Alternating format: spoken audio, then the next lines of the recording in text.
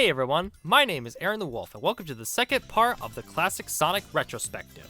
Last time, we took a look at Sonic 1 and 2 for the Sega Genesis. If you haven't watched that part yet, I'd highly recommend you do so before watching this part, as things will make more sense that way.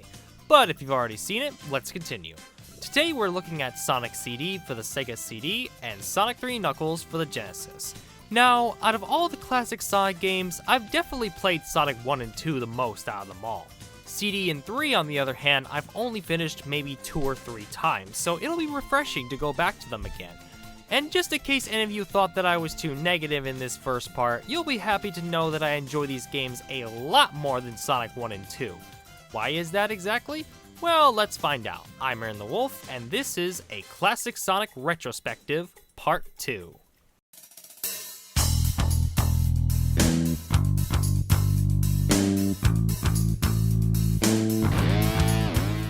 So before we talk about the game itself, I think it's worth noting that this game is also known as the Japanese Sonic 2. Sonic 2 and CD were both developed around the same time, with America getting Sonic 2 before CD.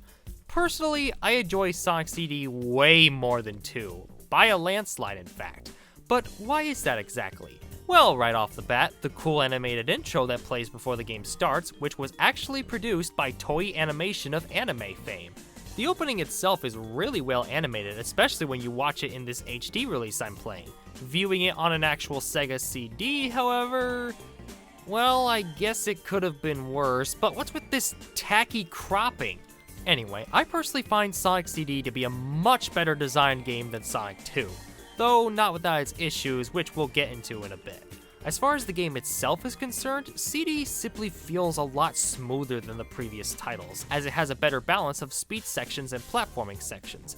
Graphically speaking, the game looks great for the Sega CD, which was an admittedly gimmicky adapter for the time.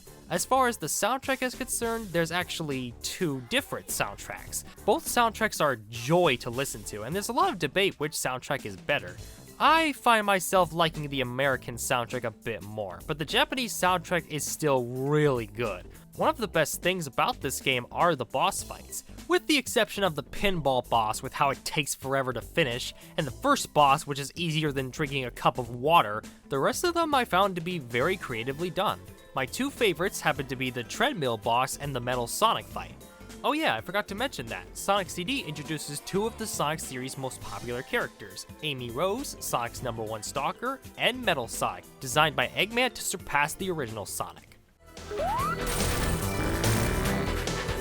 Which is still a bit of a work in progress. So yeah, great gameplay, great music, great presentation, this game is perfect, right? Well, no, it still has some issues. For example, the level design, although good, can get a little too, wacky for its own good. For example, Wacky Workbench has almost the entire level filled with a floor that will shoot you up higher in the stage, making it kinda difficult to traverse properly. And don't even get me started on the final zone, Metallic Madness. I can play it just fine now, but holy crap is this place a freaking maze to play through. When you play this for the first time, you'll have no idea where you're going, since there are so many branching paths that you can easily just get lost in them. Also, with this part right here, how is anyone supposed to know to jump on the pillars over and over to make them move? I doubt anyone could figure that out on their first try. Not to mention, this zone's final act has some big pitfalls in it, which is just great. But aside from those 2, I honestly enjoy every other zone in the game. My favorites include Stardust Speedway, Tidal Tempest, and Quartz Quadrant. Now, how about them special stages then? How are they? I mean, they're better than Sonic 1 and 2 special stages, but they're still not very good. Like Sonic 1, you enter the special stages by bringing 50 rings to the goal, and the problems with that in Sonic 1 are brought over in this game, especially with all the wacky level design. And to top it off, the special stages themselves feel like that they were designed by acid takers. In these stages, you destroy all the UFOs before the time runs out, to earn one of the 7 time stones this time, which are needed to unlock the true ending of the game. While these special stages are a lot simpler and easier than the stonery special stages in Sonic 1 and the incredibly dated special stages in Sonic 2, they have their own set of problems. Stepping inside the water will drain the timer by a great amount, and not touching it is easier said than done, since the UFOs like to move around all the time. Plus, if you don't destroy all the UFOs quick enough, another one will show up and make the stage longer. The blue UFOs do give you extra time, but they're still required to beat the stage. To top that off with the issues of getting into the special stages themselves, these are once again a hot mess. However, it's worth noting that this is not the only way to get the best ending. In Sonic CD, you can travel to the future or past to find a robotic transporter in each zone and destroy it. This is once again problematic, since they can only be found in the past, and going to the future is actually completely pointless because of it. Not to mention, you have to know where the transporter even is in the stage anyway, adding another frustrating factor into the mix. What doesn't help is that there are a lot more future posts than there are past posts, which just adds to the problem. Even still, I'm at the very least grateful that we can at least choose our poison this time, even though the true ending really isn't all that different from the bad one. And with that, Sonic CD is a great follow-up to the previous 2 games, and I definitely prefer it over Sonic 2. While it definitely is not a perfect game, I find myself enjoying this game a lot more when I'm just playing through it normally, and I highly recommend you give it a go. Its HD remaster is not only on mobile, but unlike Sonic 1 and 2's mobile phone remakes, it's available on Xbox 360, PS3, and Steam, which is the version that I used for this video. And with that, let's move on to my favorite game in the original trilogy, Sonic 3 and Knuckles.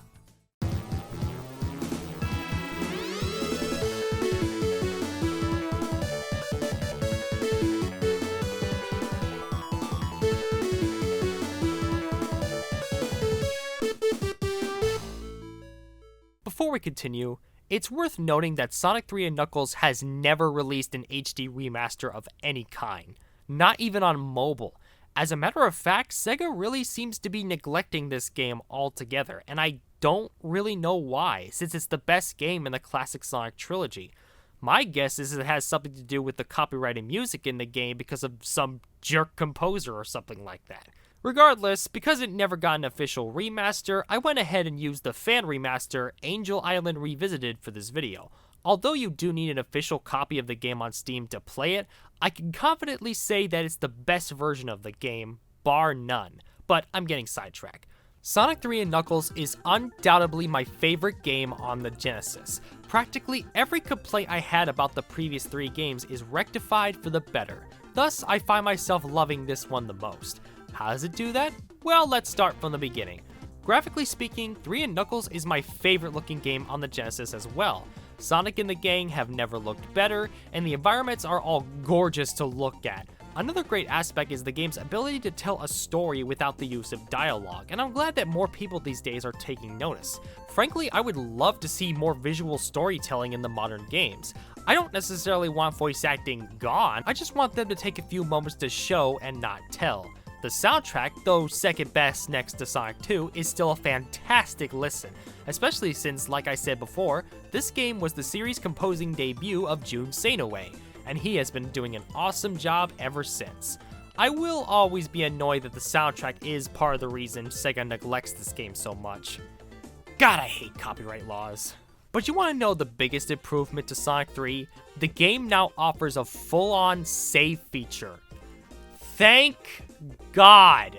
There was also a save feature in Sonic CD, but it was hidden away in the options menu, so a lot of people didn't even really notice. Seriously, you have no idea how much of a relief it is to not have to worry about getting a game over, since now you just start at the beginning of the zone you're in. Good thing too, since Sonic 3 and Knuckles is undoubtedly the longest classic Sonic game there is.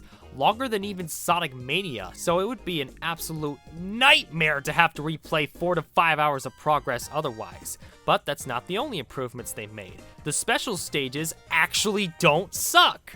For starters, to find them, you just simply have to find a secret area somewhere in the axe and jump into the giant ring.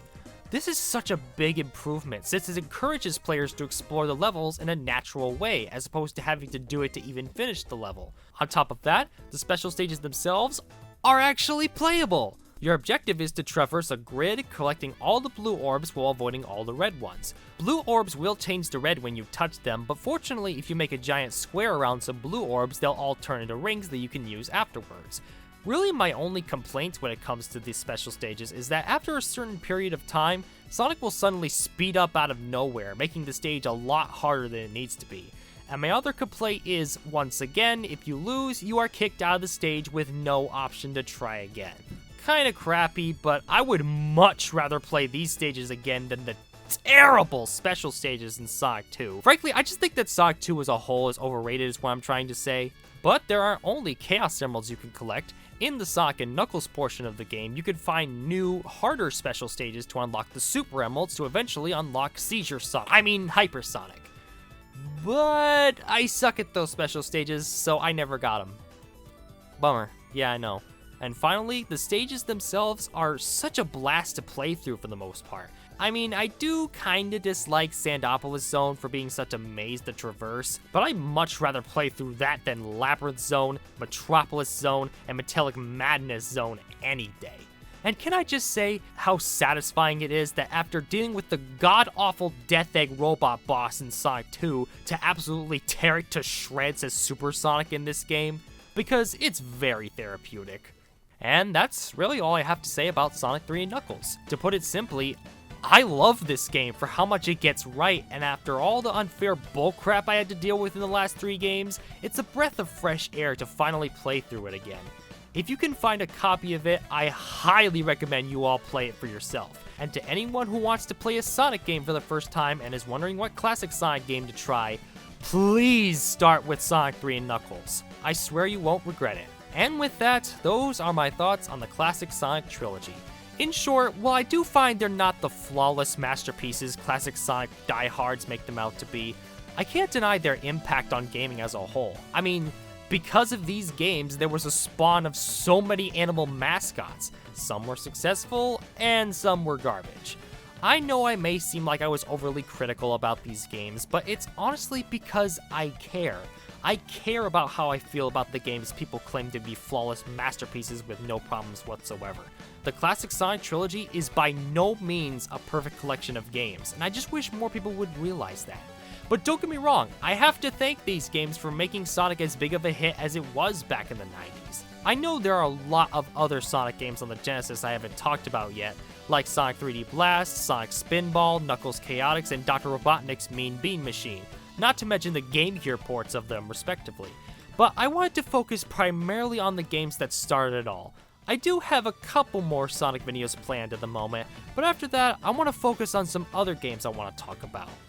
And with that said, this has been a classic Sonic Retrospective. I'm Aaron the Wolf, and I hope you all have a good day. Stay strong, and live life.